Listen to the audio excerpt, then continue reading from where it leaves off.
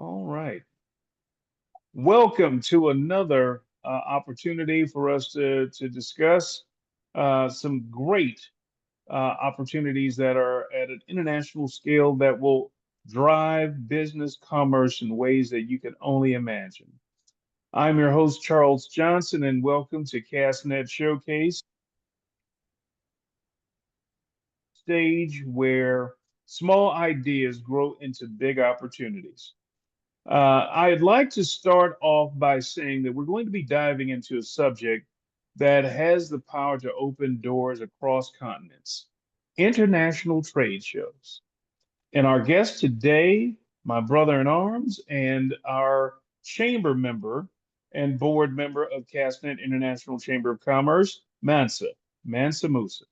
Mansa, can you tell us a little bit about yourself and your background and what drove you into the arena of international trade shows? My dad is a historian, and so I grew up reading a lot of history books. Our lineage on my dad's side comes from Ethiopia. On my mom's side comes from Ghana and the Songhai Empire with the Mandinka people. And I was reading so many historical stories about the 22 Mansa Musa kings, about Queen Saba from Ethiopia, the great empires of Manopotapa, which is now Zimbabwe, the Swahili traders. So I had been reading all these ancient history books about us traveling around the planet doing trade with different ancient civilizations, with China, with India, and with South America. And so I was intrigued as a young man about the power and the affluence and influence that Africans had globally.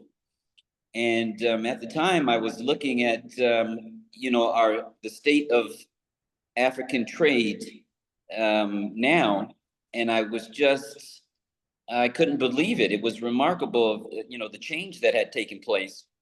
So one of my dreams as a young man was to become like our ancient Renaissance traders that were trading, around the planet.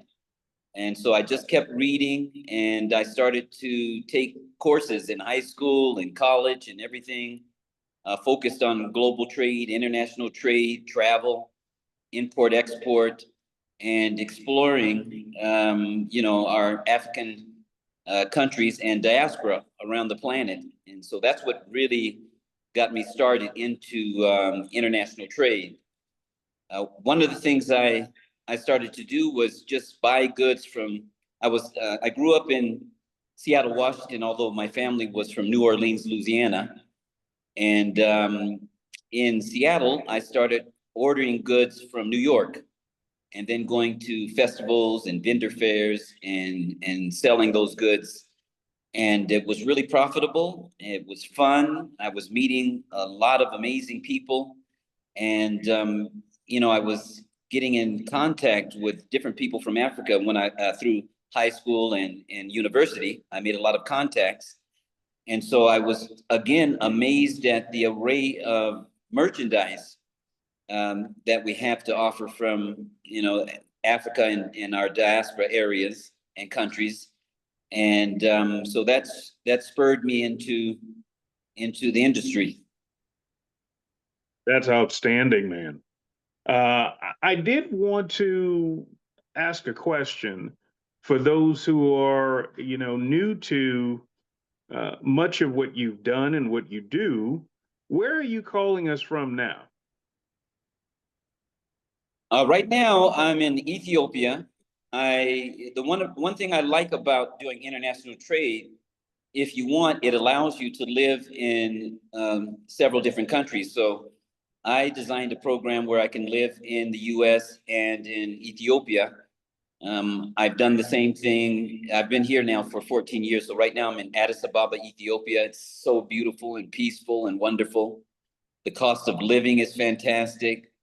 It's not much violence at all. And the weather is really accommodating. A lot of people think that all African countries are hot, but each country has a different climate. So Ethiopia is like Seattle. It's really more cooler weather year round. It's one of the highest elevations in Africa, so it's a real cool climate and just wonderful. I also did the same thing in Ghana for 12 years. The climate there is warmer. Again, another friendly country with cost of living is phenomenal.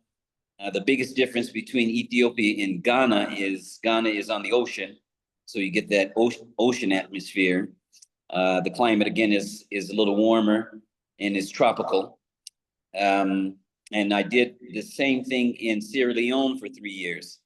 Sierra Leone is a smaller country. The climate is warm and it's on the ocean.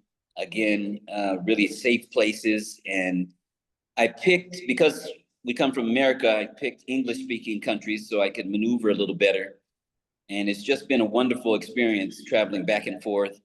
I go and do trade shows and exhibits and trade missions in the US, selling goods, wholesale and retail. And then I come back and live in Africa where the cost of living is like 100 times different. So it's really a wonderful lifestyle. Oh, that is outstanding. I want to dive into the crux of what we're talking about right now. And I know that there are individuals who are very interested in knowing about the entire trade show mantra. Uh, and so I want to ask, in your experience, what makes trade shows such a powerful tool for small businesses seeking global expansion? Well, one of the fantastic things about trade shows, and early in my career, I started, like I said, doing festivals, and then I had some retail shops in Seattle, Washington. My auntie is from Kenya, and my uncle is from Mali. They had a store called Uzuri in a really high traffic area in Seattle called Broadway. I quit my corporate job. I was making like 120,000 a year, and I quit my corporate job to work at their import export shop. And while I was working at her shop, she was going to trade shows to get merchandise to sell at the store. And I was intrigued. I said, well, let me join you at this trade show. So we went to the Seattle Gift Show, was my first trade show. And I was amazed. There were 6,000 booths on 5 different floors with manufacturers and vendors from maybe 50 different countries from around the world. And I just was flabbergasted because this was something that was hidden from our community and hidden from me, even though I was in the industry. And I looked at it and I said to myself, you know, there were only maybe 5 African booths out of 6,000 exhibitor booths. And then I realized there's a big hole missing for the 3 million African small businesses in the US and 43 million African businesses in Africa and in all the different diaspora small businesses, because 60% of trade that comes into every country comes through those trade shows.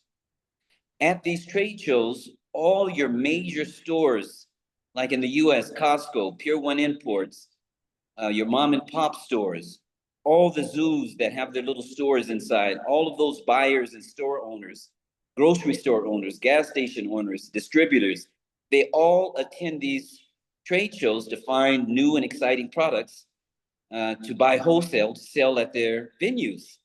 And we were completely missing from the picture.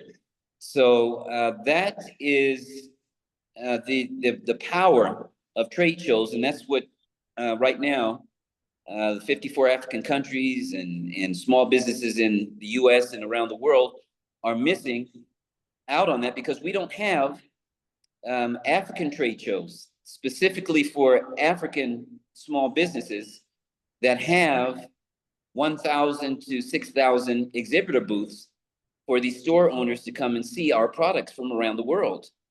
And again, these are wholesale trade shows or expos where major stores come and order containers of goods to sell throughout the year at these trade shows.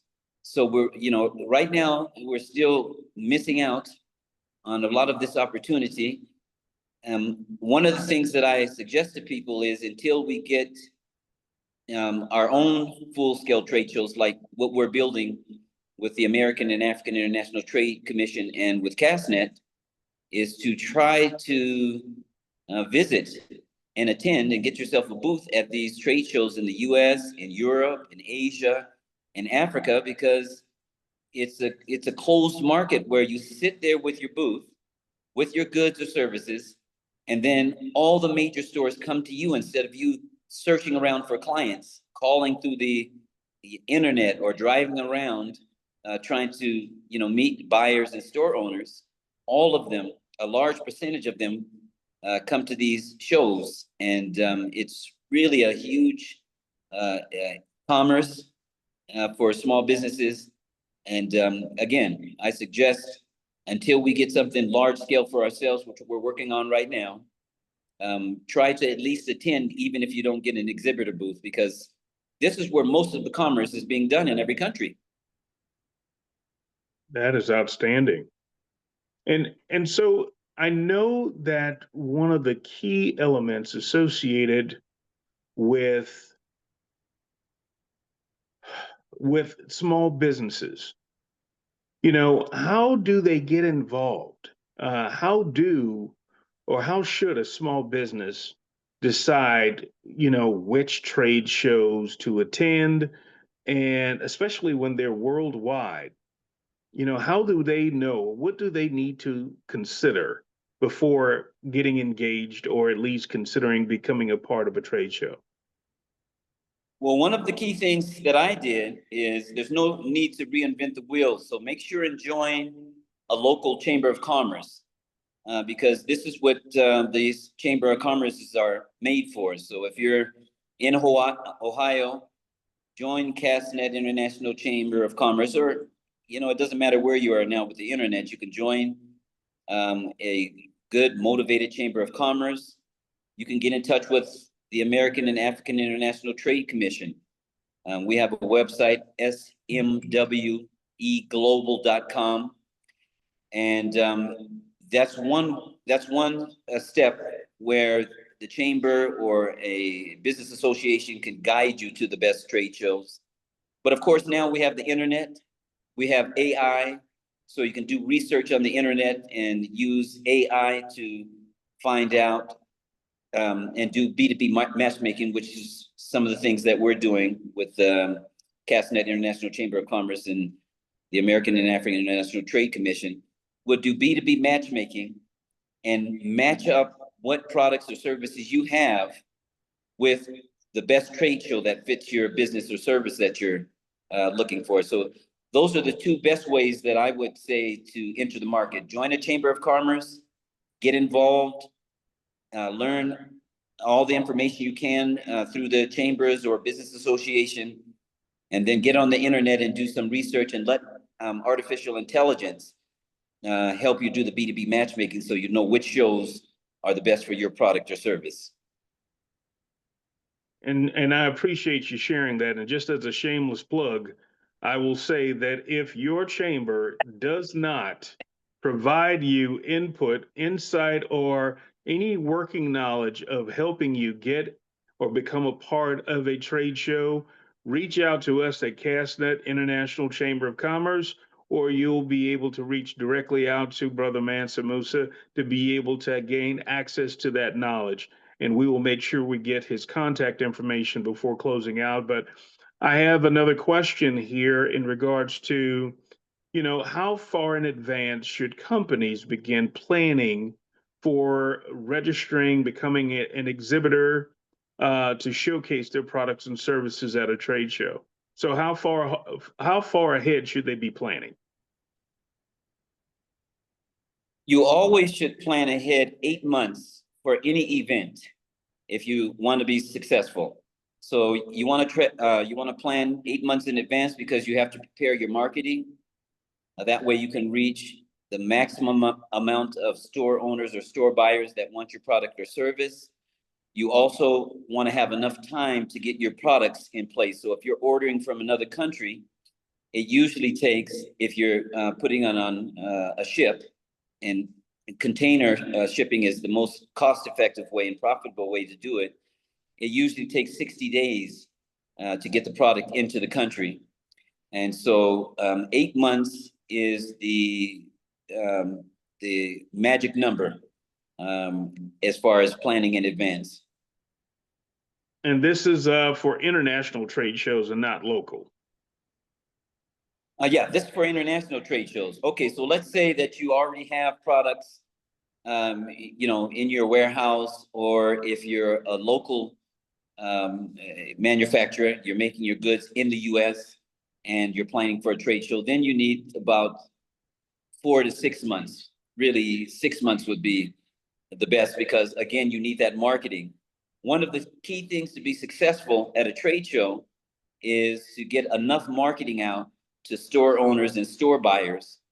So they visit your booth, they know that you're coming, they're acquainted with you before they come to the show. That way you can come to the show and make commerce. Because unlike conferences and different events like that, a trade show, you can make it maybe $50,000 worth of cash orders at the show. And then, of course, you always get a lot of different contacts at the show of store owners and store buyers that are interested. And so after the show, you usually make another $100,000, $150,000 worth of orders over a period of 90 to 120 days. So I'd say 6 months for a local event if you have products already in the country where the show is at, and 8 months if you're shipping some goods from overseas. Good information. What are some of the best strategies that you would recommend for attracting the right types of visitors to a booth in such a competitive environment? One of the key things now, again, is we have the internet and we have all type of technologies that can assist you in reaching your client base. Right now, it's really key to have a really strong and professional social media presence. You should definitely have, a mail database technology like MailChimp or Klaviyo. One of the other things that I like to use, they have these freelancer websites. They have a big one in Africa, and I apologize, I can't remember the name because it's new. But a lot of times I use Fiverr, and it's inexpensive, but you can have these freelancer websites. And again, I like to do shameless plugs. My website, SMWEglobal.com. You can sign up and be a freelancer there.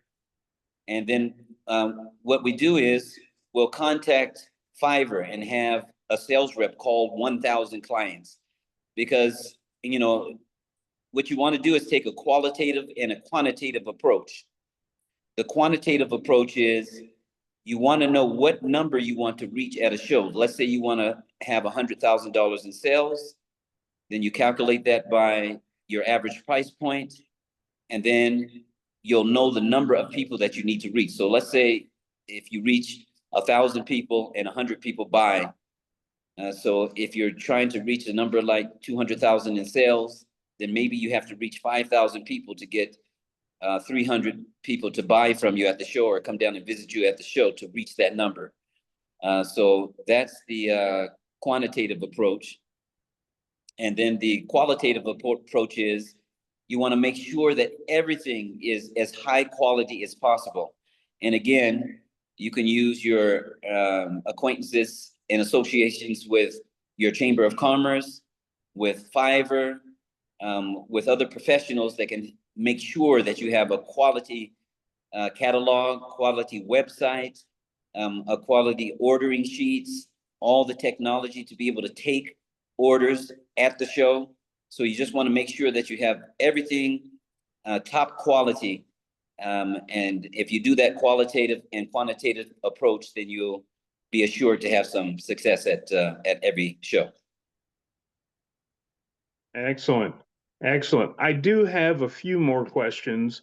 One in particular is, what is the biggest trade show myth you'd like to clear up and to make sure people understand the truths and the facts associated with their participation in trade shows?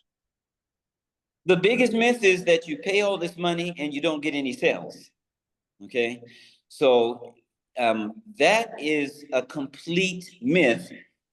What really happens is a lot of time people don't have the proper training before they go to a show.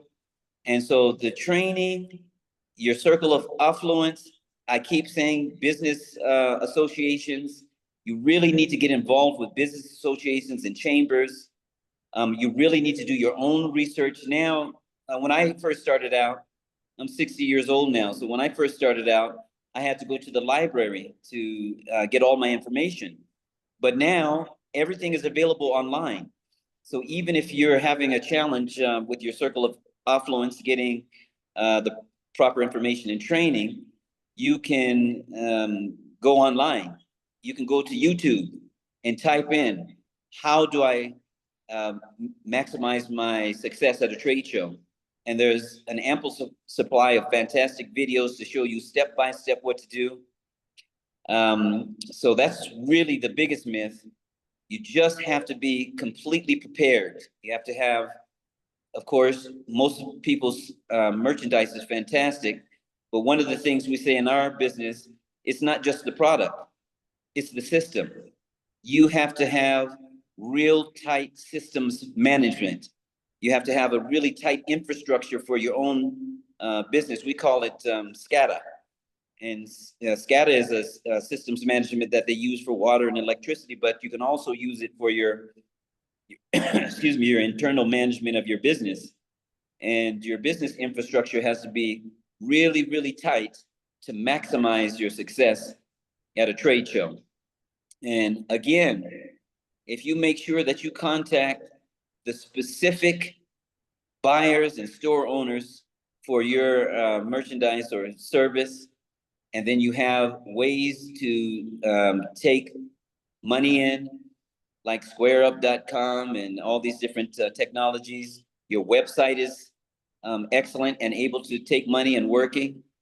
And you use all of the tools, like I said, freelance websites. Make sure that you're in with a good chamber of commerce. If you're not having success with one chamber of commerce, make sure that you check with other ones or professional organizations. And then they have training at the trade show. So one of the things you can do before you actually participate in a trade show is you can go to a trade show as a visitor and attend all of their training sessions. Trade shows also have a mailing list and a calling list that you can pay for their services of the particular trade show, and they will contact buyers and sellers and investors and factoring companies and distributors on your behalf. So as long as you do your due diligence and make sure and do your research and you're prepared, then you'll definitely see the success that you're looking for. Can you share some common mistakes that companies may make, especially at an international trade show? Either in the very beginning segments of becoming a part of a trade show as an exhibitor, or as well as after or post-show exhibitions at the trade show. What types of mistakes have you seen happen? A lot of times, um, besides not being prepared, let's say that a person does have everything pretty much together. Um, Even myself, I had attended some shows where I didn't anticipate the level of success. So you really have to be prepared when you go to an international trade show to know how to do the shipping. When you actually get some large orders, how to, navigate through the logistics and distribution of the products, shipping it there or shipping it from there to the US. The tax situations, the political climate is another challenge. You really should always be up to date on the technology in case, like when COVID came, I wasn't prepared. I had scheduled several tours and I had a lot of trade deals set up, and then all of a sudden there were no planes flying and no ships going. So you just gotta, be aware of all of the ins and outs of the political scene, and you have to be prepared and ready for when you get a huge order or several orders that add up to a lot of business. Some of the things are like factoring. Let's say you go to a show, you have a great product, everything is organized, and then Pier 1 Imports come and orders 5 containers from you. Now you're not going to have the funding ready. And so you got to be prepared for something like that, looking for invoice, in advance, searching for invoice financing, factoring. There's a lot of factoring companies. When you get orders from medium and large companies, they'll take your invoice and give you 80% of the funding so you can purchase the merchandise that you need, even if it's locally or shipping it from overseas. So, these are some of the other things that you really have to be ready and prepared for. Well, that is very good information to have. And as we're closing out, what I want to do is ask you, how can individuals get in contact with you and reach out to you? And I know you shared your email address earlier, but I want to make sure that they hear this information again so they can reach out to you should they have any questions. Okay, and I just want to do a quick spiel about some of the things that we're offering at the American and African International Trade Commission. Right now, we have business training programs. So we have a 3-year course that we built. We've taught it at universities and community colleges. It's a 3-year program. You can come to our website at www.smweglobal.com. You can email us at vipguest@smwglobal.com and get information. We have international trade programs. We've been working on some virtual banking systems, and right now they have a fantastic investment portal at Castnet International Chamber of Commerce. So you can go to that website. If you're just getting your business ready for some financing, you can come to Castnet International Chamber of Commerce, and they'll get you ready and prepared so you can get private or angel investment funding. Right now, we've been working on some infrastructure projects in several countries in Ethiopia, and I know that Castnet has some infrastructure projects that they're working. Which country are we working in right now? We're actually doing some work now in both South Africa, quite a bit of work in South Africa, Zimbabwe, Sierra Leone is another target-rich area where we're just starting to really dig our teeth into. We're also working within the Ivory Coast in Cote d'Ivoire, and we're looking to do more expansion in Uganda as well.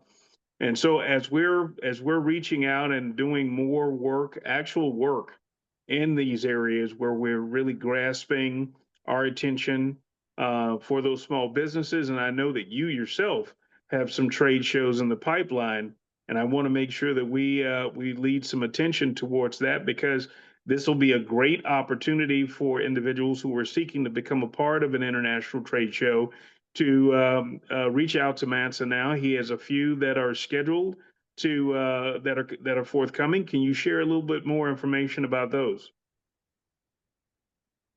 Yes, right now we have our schedule out through mid 2026. We have a fantastic event September in New York Fashion Week. So right now we're doing throughout 2025, 2026, our hybrid version of trade shows. So usually we do a full trade show, but right now there's 43 million businesses in Africa and 3 million African businesses in the US that we want to give at least a year and a half of training. And so what we've done is we set up New York Fashion Week in September, and then we'll do some B2B matchmaking and train people how to do shows in New York. And then in January, we'll do the Atlanta Home Furnishing Show in Georgia. And we'll do some B2B matchmaking and then show people an existing trade show that they can attend. In Seattle, Washington in May, we're going to do Folk Life Festival, a big coffee section from Ethiopian coffee vendors. And then we'll do some B2B matchmaking to show people how to do trade shows. Later on in the year, we're going to do a trade show in Nigeria. And so we'll bring a lot of people from US, Canada, Europe, and other African countries to Nigeria to join their trade show. If there's a country, I don't care if you're in Africa, the Caribbean, Europe, and you're interested in doing a mini trade show just to get a feel for it and get some training, contact us and we can schedule you throughout the 12 months of 2027. We'll bring 25 people from our regions to your region. We'll do a B2B matchmaking and mini trade show. And then we'll get ready to start doing our full trade shows again in 2027. Outstanding. Thank you very much for that input. And in closing, if you could give one piece of advice to small businesses and small business owners, entrepreneurs, startups, you name it, who are looking to attend their first international trade show, what would that be? My biggest advice is don't get a booth at the first trade show.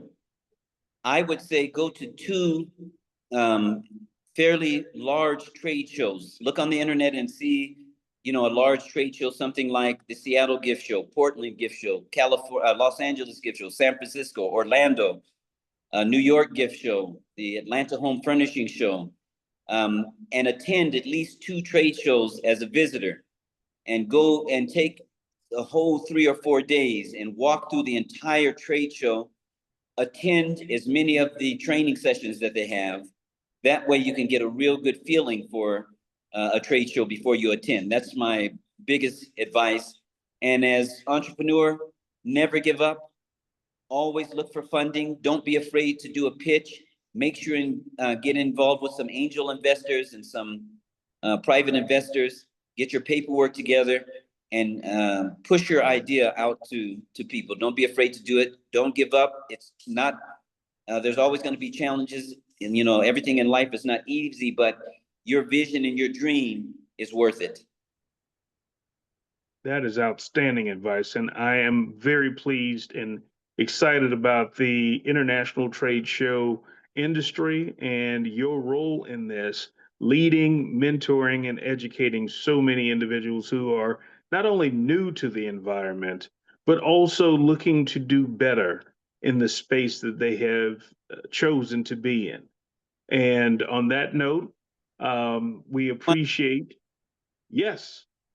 We invite everybody. We're also having a fantastic event here in Ethiopia in November.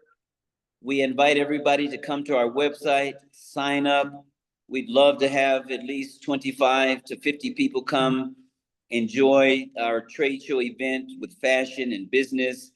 And we have a spa tour now, part of all of our B2B matchmaking. We take you to at least 3 or 4 different spas while you're in country.